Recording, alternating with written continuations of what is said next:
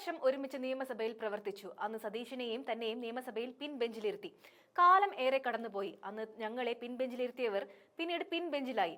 അത് ചരിത്രത്തിന്റെ ഭാഗമാണ്. കോൺഗ്രസ് നേതാവ് കെ മുരളീധരന്റെ വാക്കുകളാണ് ഈ പറഞ്ഞത്. ലക്ഷ്യം രമേശ് ചെന്നിത്തല ആണ് എന്നത് പകൽ പോലെ വ്യക്തമാണ്. മുരളീധരന്റെ ഈ കടന്നാക്രമണം നടക്കുമ്പോൾ വേദിയിൽ സാക്ഷിയായി വി ഡി സതീശനും ഉണ്ടായിരുന്നു എന്നതും ഓർക്കേണ്ടതുണ്ട്. ചെറുപുഞ്ചിരിയോടെ സതീശൻ മുരളിയുടെ വാക്കുകൾ കേട്ടിരുന്നു.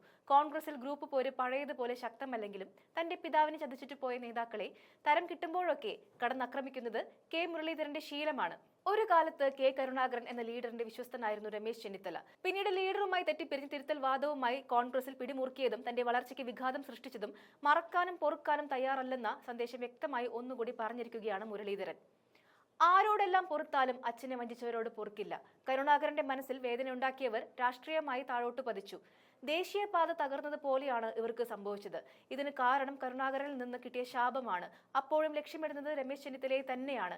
70കളിൽ കേരളത്തിലെ കോൺഗ്രസിനുള്ളിലെ ആദർശത്തിന്റെ മുഖമായ MA ജോണിന്റെ പേരിലുള്ള പുരസ്കാരം പ്രതിപക്ഷ നേതാവ് വി ഡി സതീശന് നൽകിയ ശേഷമായിരുന്നു മുരളീധരൻ ചെന്നിത്തലയെ കടന്നാക്രമിച്ചത്. പാർലമെന്റ് തെരഞ്ഞെടുപ്പിൽ മത്സരിച്ച് പരാജയപ്പെട്ട തൃശൂരിലെ മണ്ണിൽ വെച്ചാണ് തന്റെ ശത്രുക്കളെ മുരളി തിരിച്ചടിച്ചത്.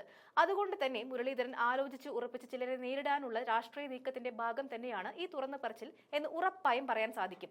സംസ്ഥാന കോൺഗ്രസിൽ കെ കരുണാകരൻ അതിശക്തനും മുഖ്യമന്ത്രിയുമായിരുന്ന 1991-94 കാലത്താണ് അദ്ദേഹത്തിന്റെ വിശ്വസ്തനായിരുന്ന ജി കാർത്തികേയൻ, രമേശ് ചെന്നിത്തല, MA ഷാനവാസ് എന്നിവർ ചേർന്ന് തിരുത്തൽവാദം എന്ന പുതിയ ഗ്രൂപ്പിന് രൂപം കൊടുത്തത്. അധികാര ശ്രേണിയിലും പാർട്ടിക്കുള്ളിലും കെ മുരളീധരൻ സ്വാധീനമുറപ്പിക്കുന്നതിൽ പരിഭവിച്ചാണ് ത്രിമൂർത്തി സംഘം പുതിയ ഗ്രൂപ്പിന് രൂപം കൊടുത്തത്.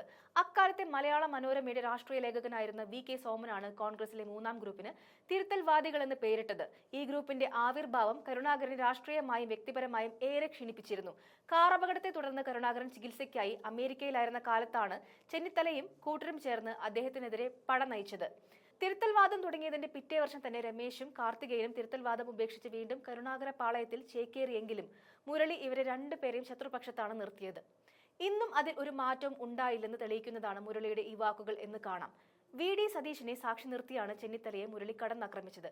കെ കരുണാകരന്റെ ശാപം ഏറ്റുവാങ്ങാത്ത നേതാവാണ് വി ഡി സതീശൻ എന്ന് പറയാനും മുരളി മടിച്ചില്ല.